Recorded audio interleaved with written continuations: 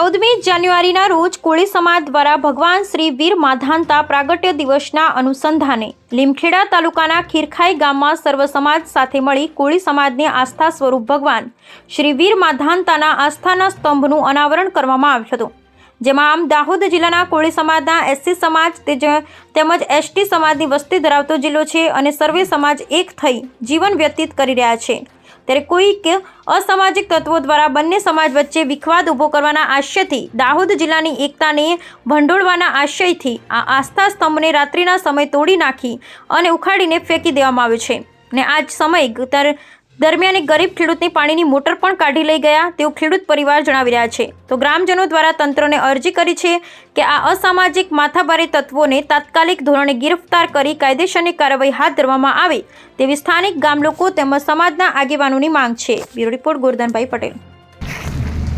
નમસ્કાર મિત્રો, આજ રોજ ખીરખાઈ ગામની અંદર જે તે 14 જાન્યુઆરી ભગવાન વીર માંધાતા પ્રાગટ્ય દિવસ અનુસંધાને અહીંયાના સામાજિક કાર્યકર્તાઓ તેમજ ગામની સંકલન એકતાને સાથે રાખીને બધાને સાથે રાખીને આ ભગવાન માંધાતાના એક આસ્થાના સ્તંભનું અનાવરણ કરેલું હતું।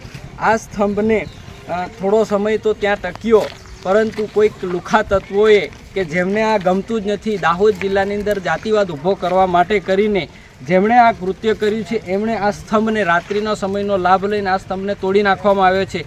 પહેલાં પણ 2 થી 3 દિવસ પહેલાં કોઈક રાત્રિના સમયે 3 લુખા તત્વો આ જગ્યા પર આવ્યા હતા, જેમના નામો પણ મળી શકે એવી પૂરી શક્યતા છે।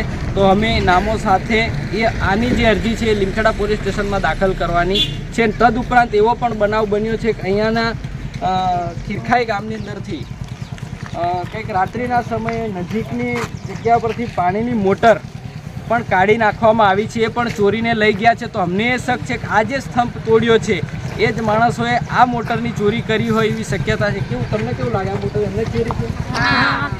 આ જેને સ્તંભ તોડ્યો એને ચોરી છે? મતલબ કે આ તત્વો સ્તંભ પણ તોડી શકે છે અને આ તત્વો ચોરી પણ કરી શકે છે।